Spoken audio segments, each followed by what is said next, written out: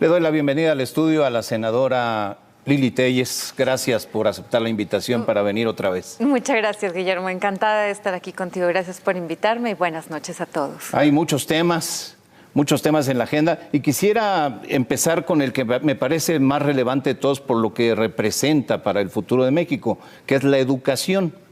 Ya ves que se viene hablando de que se van a convertir la educación preescolar, primaria y secundaria en vez de los 11 grados que son ahora, en 11 fases.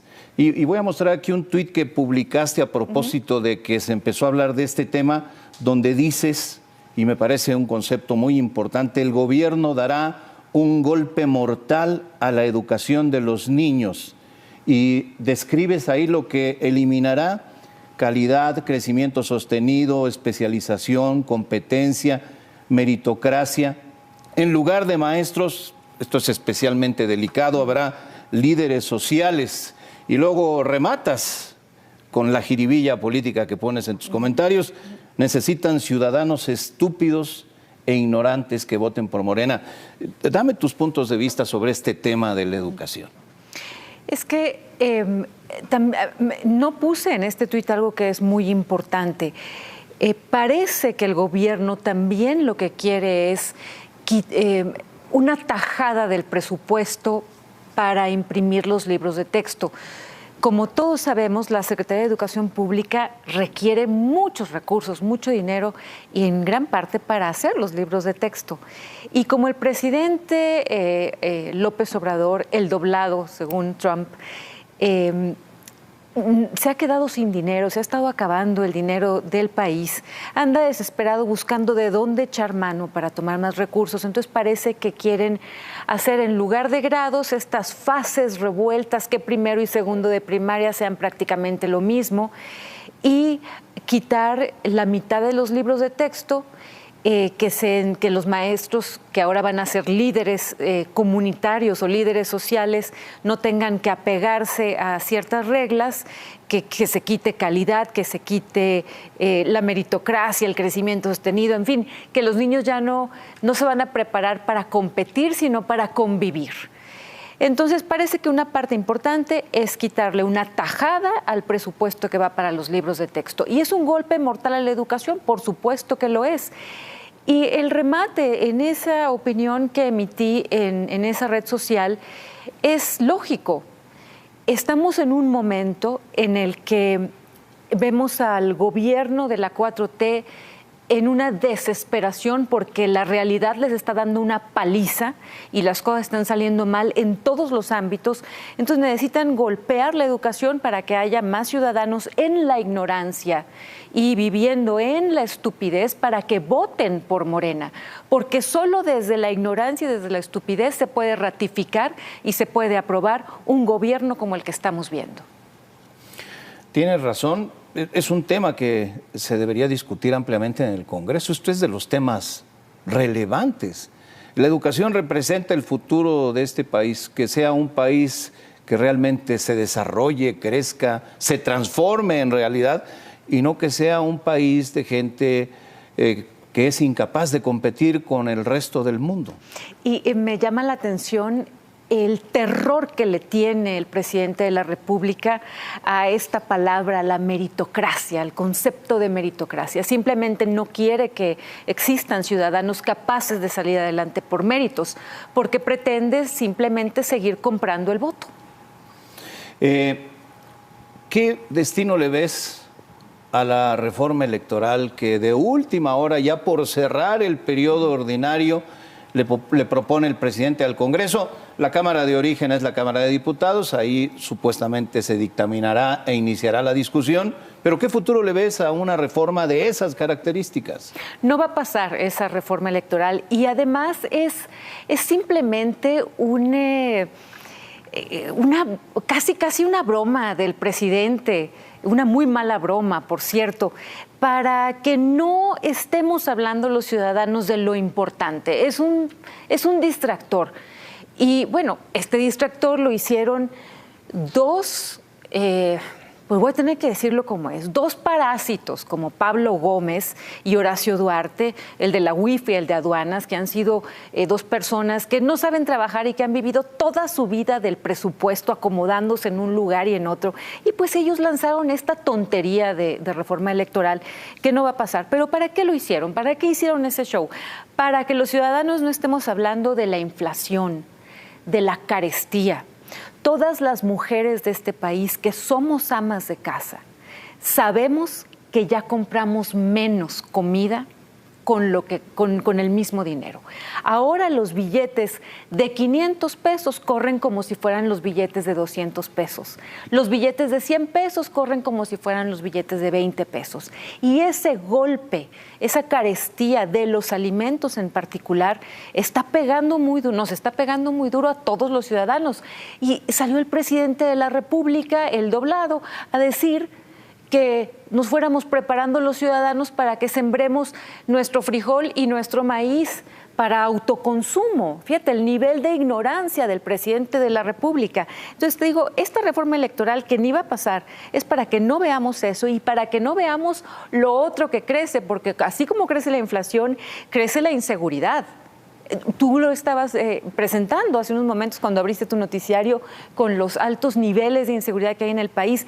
Crece la impunidad, crece el desabasto de medicamentos. Todo esto que realmente nos está pegando, en lo que realmente nos duele, que es lo caro de la vida, la inseguridad que vivimos, el temor, el terror a que algo nos pase y la injusticia y la falta de hospitales, de medicamentos, en fin, ese es el tema. Y el presidente desesperadamente nos quiere llevar a hablar de otras cosas. Por eso también salió con lo de Nicaragua, Cuba y Venezuela, diciéndole a Estados Unidos que también los inviten a la fiesta. En fin, son puros distractores, Guillermo.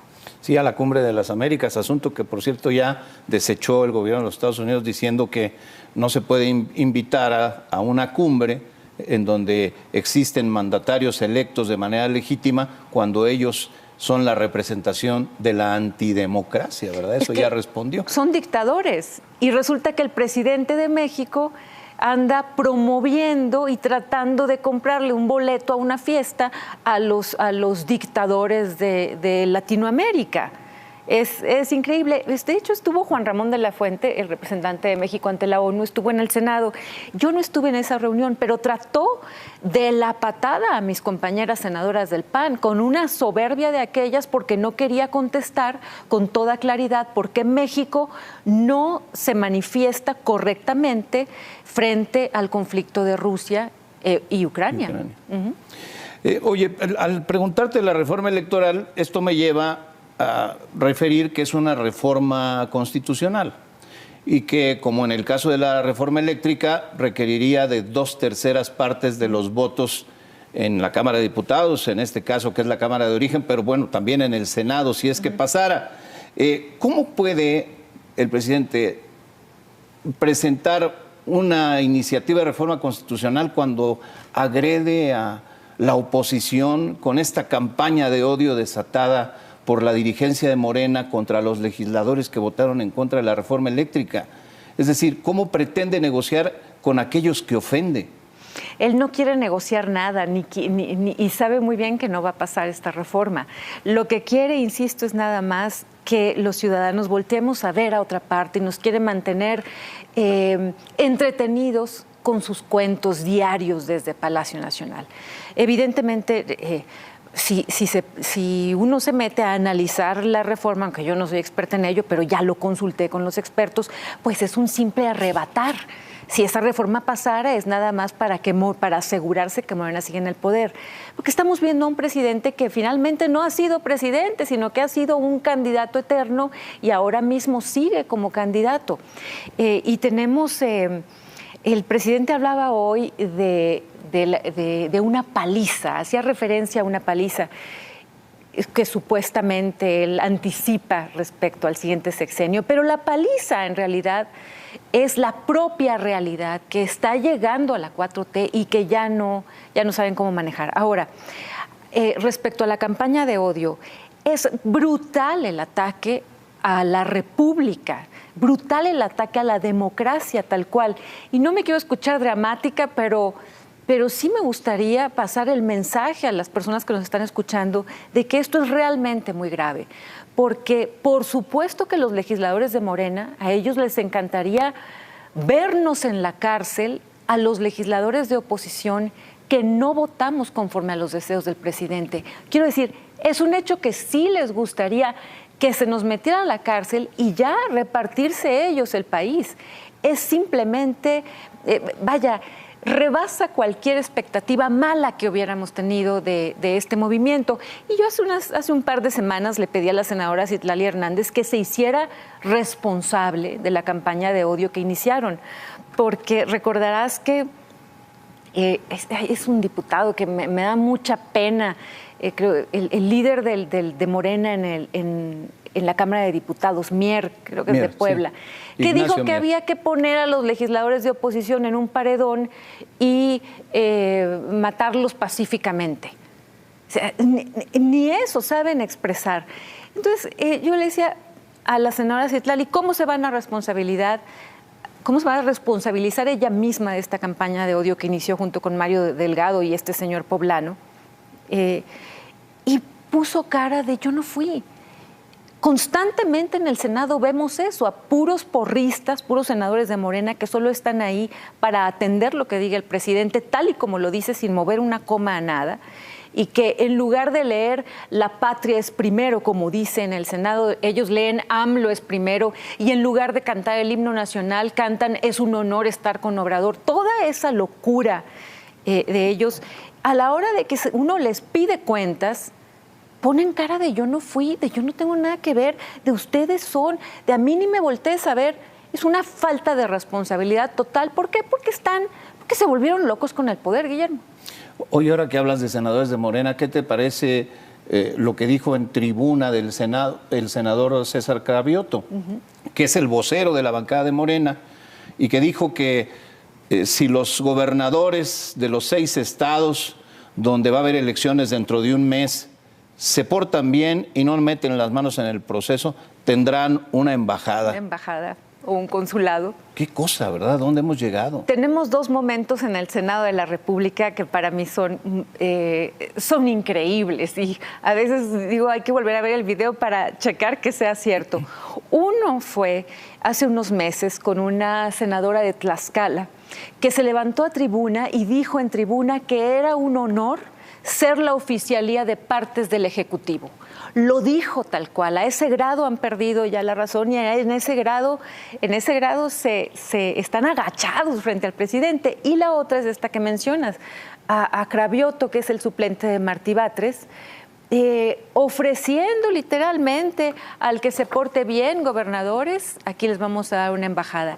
Y ese portarse bien, esa expresión es interesante analizarla, porque es la misma expresión que usa el presidente de la República, y la usó particularmente después de las últimas elecciones para referirse al crimen organizado. Dijo que el crimen organizado se había portado bien. ¿Qué significa? Que apoyaron al presidente, y ahora César Cravioto lo usa en ese sentido con los gobernadores. Pórtense bien y tendrán el premio. El pórtense bien significa apoyen al presidente AMLO. Y bueno, en mi tierra en particular ha sido una de lo más vergonzoso que hemos visto en la historia, que tanto el presidente como el actual gobernador hicieron una campaña sobre la corrupción de la exgobernadora Claudia Pavlovich, y lo primero que hicieron al llegar fue premiarla con un consulado. Y ya calladitos no dicen nada de la corrupción que ellos mismos denunciaron y que ellos saben que existe. Déjame preguntarte sobre algo que apenas está surgiendo a la luz para conocer tu opinión. Rogelio Jiménez Pons, que es subsecretario de Transporte en la Secretaría de Comunicaciones y Transportes, dijo que se va a emitir un decreto por el cual se reducirán de 61 a 50 operaciones por hora, hablamos de salidas y llegadas de aviones en el Aeropuerto Internacional de la Ciudad de México, para reducir la saturación del aeropuerto por un lado, pero por el otro para llevar vuelos a Santa Lucía, es decir, vuelos por decreto al aeropuerto de Santa Lucía porque no hay vuelos por mercado, porque simplemente no es rentable para las aerolíneas. Yo creo que ese decreto es como que la prueba más fehaciente que existe del fracaso de ese nuevo aeropuerto. Porque cuando un aeropuerto nuevo es bueno, las compañías y las cadenas de tiendas y todo lo que se da en un aeropuerto se pelean por estar ahí. Y en este aeropuerto nuevo, pues ni los pájaros vuelan, literalmente. Así que por decreto, por órdenes de él, a la mala, en una forma autoritaria, pues va a hacer que bajen la cantidad de vuelos en este aeropuerto para tratar de que suban en el otro. Pues es de locura y es la prueba de que el aeropuerto fue un berrinche y de que no funcionaba. Y me parece, pues, ¿qué sigue? Un decreto para que los ciudadanos lo aprobemos, para que por decreto sintamos amor por el presidente. ¿Qué sigue? Es ese nivel de ridículo lo que estamos escuchando. Es tan ridículo como cuando puse la grabación del presidente imitando a un borrego y los legisladores le siguen aplaudiendo. Y casi todo, Guillermo, en el Senado y por lo que vemos también en Palacio Nacional, casi todo lo justifican con la popularidad del presidente. Cualquier cosa dicen es que el presidente es muy popular, es que el presidente tiene tanta aceptación, como si por ser popular se justificara la falta de resultados y el fracaso en el que estamos viendo los ciudadanos. El colmo fue que la última vez los senadores de Morena salieron a defender hasta a la Guardia Nacional, hasta los malos resultados de la Guardia Nacional, diciendo es que la Guardia Nacional es muy popular. Pues claro que tiene aceptación porque está conformada por elementos del ejército que tú sabes siempre ha sido muy bien aceptado nuestro ejército por los ciudadanos.